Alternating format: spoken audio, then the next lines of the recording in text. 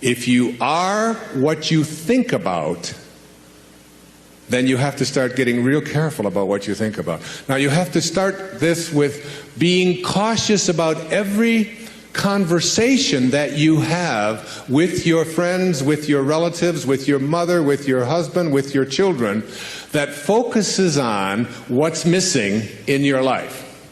Because if you want to attract something into your life, something good, something grand, something godlike, something prosperous, something of well-being, health, whatever it might be, if you want to attract that into your life, but you're talking about what's missing and thinking about what's missing, and you understand that what you think about is what expands, you will continue to expand more of what's missing, and you'll continue to attract what's missing in your life. I never talk about what's missing in my life.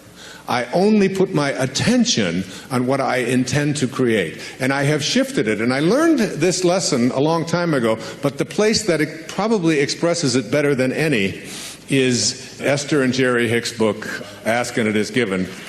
The Teachings of Abraham is called Learning to Manifest Your Desires. Have more than anything, I think they're the greatest, among the really greatest teachings on the planet today. And I know Esther and Jerry, I know them well, I've been with them on many occasions. It's about practicing this idea of not putting your thoughts on what is missing and shifting it to, it's on its way. It's on its way.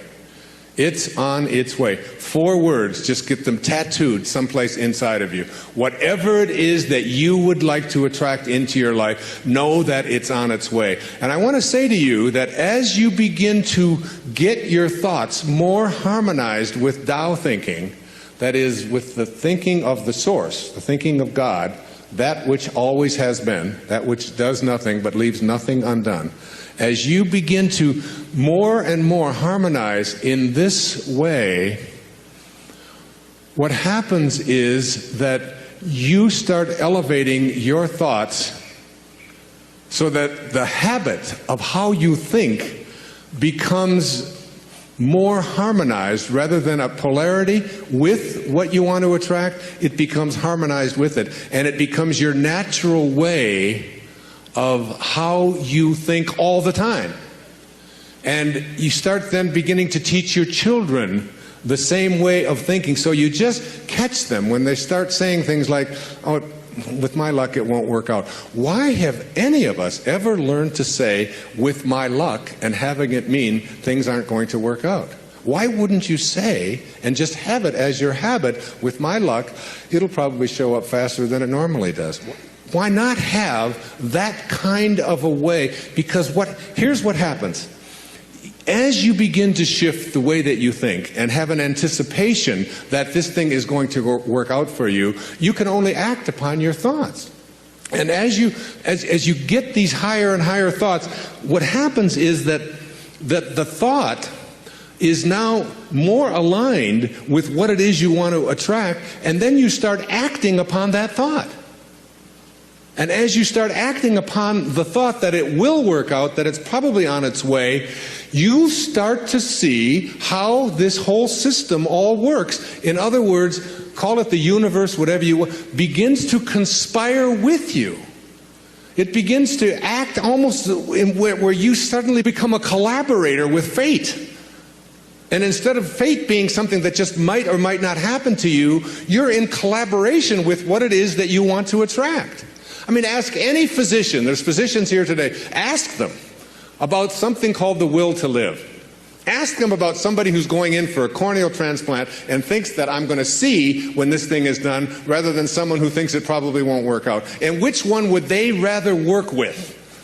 What is this thing called the will to live? What is this thing, this inner kind of thing that says, I refuse to allow myself to think? I say to my mother, who's 90 years old, almost 91 years old. I was with her for the last 5 days, every day, all morning long with her. And she's been going through some difficulties and so on. Most of you saw her on the PBS show, if you saw The Inspiration. She has always said to me how she was going to die.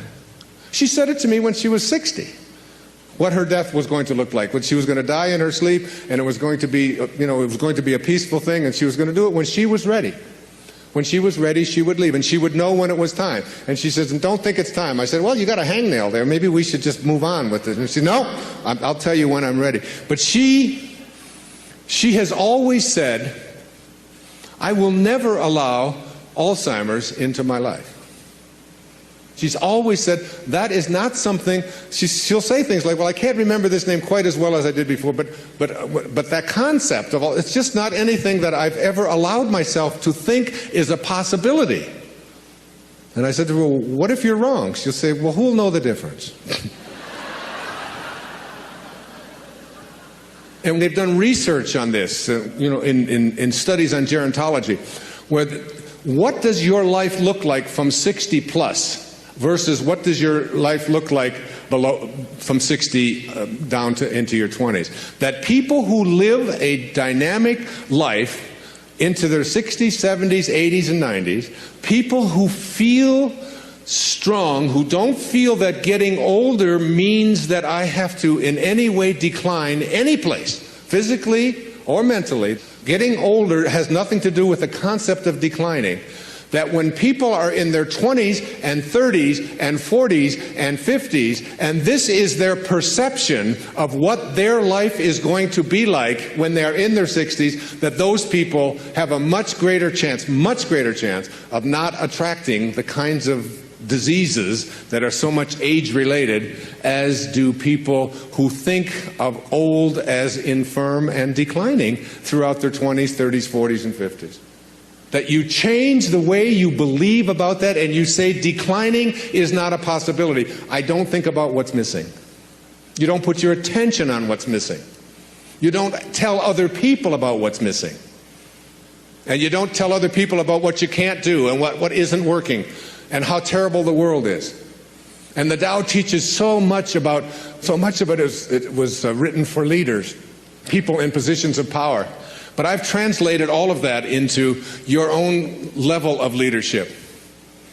And the great leaders are the ones who eschew violence.